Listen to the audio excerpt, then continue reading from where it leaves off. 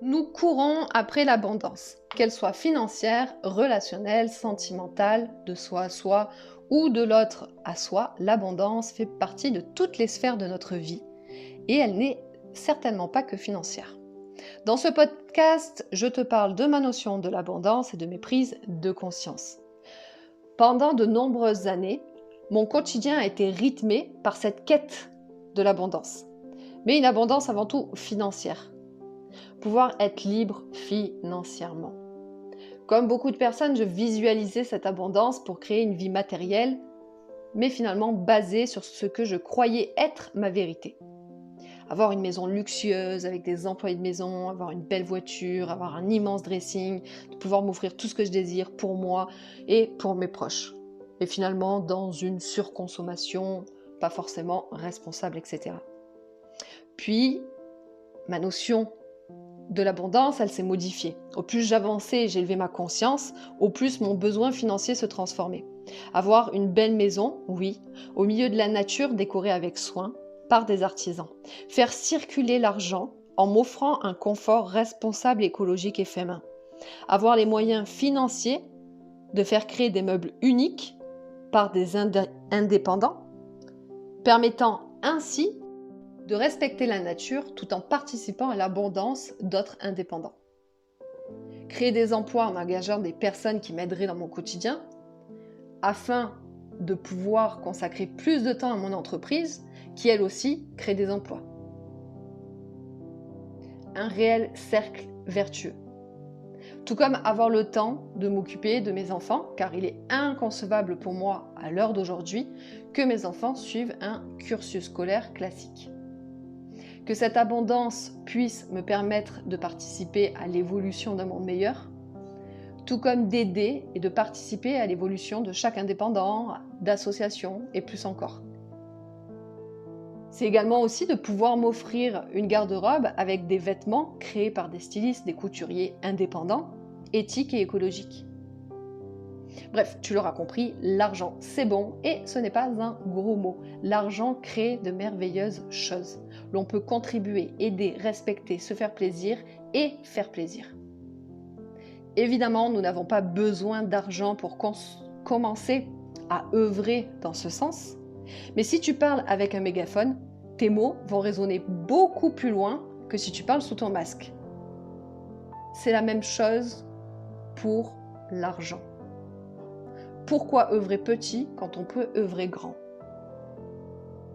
Puis j'ai compris que l'abondance était partout, qu'elle était également dans les relations, dans l'amour, dans la création, dans la joie, que vouloir l'abondance financière était réducteur au champ des possibles. En tout cas, de vouloir uniquement cette abondance financière. J'ai alors commencé à visualiser et vouloir l'abondance dans toutes les sphères de ma vie. Cette abondance pouvait débuter quand nous comprenons que nous sommes nous-mêmes abondance, qu'elle est déjà là, partout autour de nous,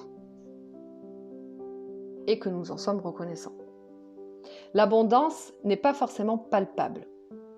Je me souviens d'une fois où j'écrivais dans mon carnet mes prises de conscience et ma définition de l'abondance. J'ai compris, en tout cas à mon sens, que l'abondance rentrait en résonance avec nos vibrations et que par la loi de l'attraction, tout se manifestait. Depuis toujours, je souhaite faire le tour du monde, visiter et découvrir le plus d'endroits possible. Je me disais ce jour-là que si je vibre de partir dans tel pays, il se pourrait que je gagne un voyage ou que je sois même amenée à aller participer, partager mon savoir dans ce pays et d'être payée pour ça. Que si je veux tel objet, il se peut que par la loi de l'attraction, je l'attire à moi et que quelqu'un me l'offre. Que si je désire faire quelque chose, même sans en avoir les moyens financiers, il se peut que l'argent vienne à moi. Même d'une forme qui n'est pas palpable. Et finalement que je vivais dans l'abondance, car je pouvais l'attirer à moi à chaque instant.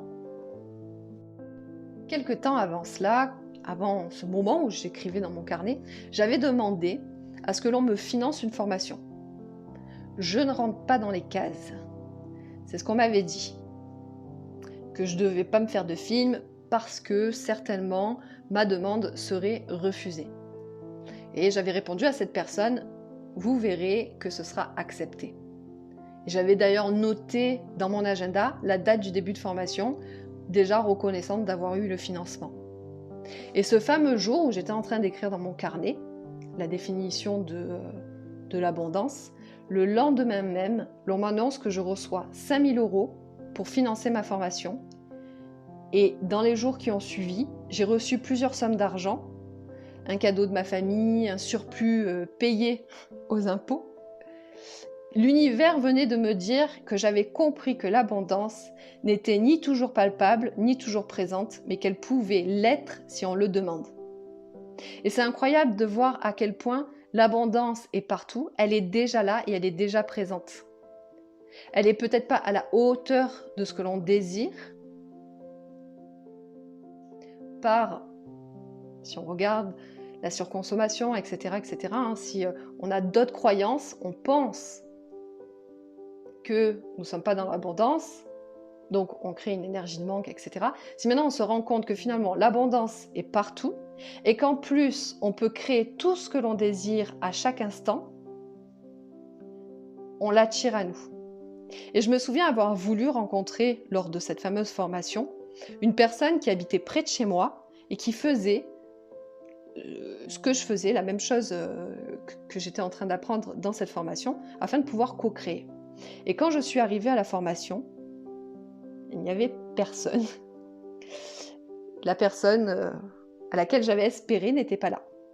Et je m'étais dit que c'était ainsi, en fait, que l'univers nous donne ce que l'on désire, mais surtout, il nous donne ce que nous avons besoin, et non ce que nous avons envie. C'est pour ça que parfois, on peut se dire, la loi de l'attraction ne fonctionne pas.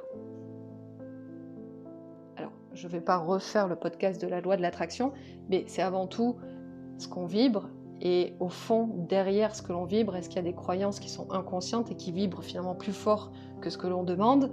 Ça, c'est une chose aussi, mais également pour notre bien-être, pour notre évolution. Nous n'avons pas toujours ce que nous avons envie, mais nous avons par contre toujours nous avons toujours ce que nous avons besoin.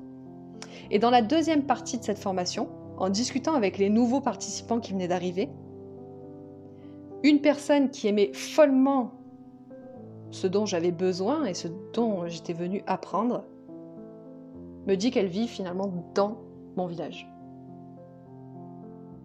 Et on se rend compte à quel point on crée. Ça n'arrive pas toujours au moment où on pense que ça va arriver, mais si ça doit arriver, ça finit toujours par arriver. Donc comprendre que l'abondance est régie par la gratitude, la foi et l'attraction, c'est s'apercevoir qu'elle est partout et qu'elle se crée en chaque instant. L'abondance juste, celle qui est bonne pour soi comme pour l'autre. L'abondance pure pour un monde sain.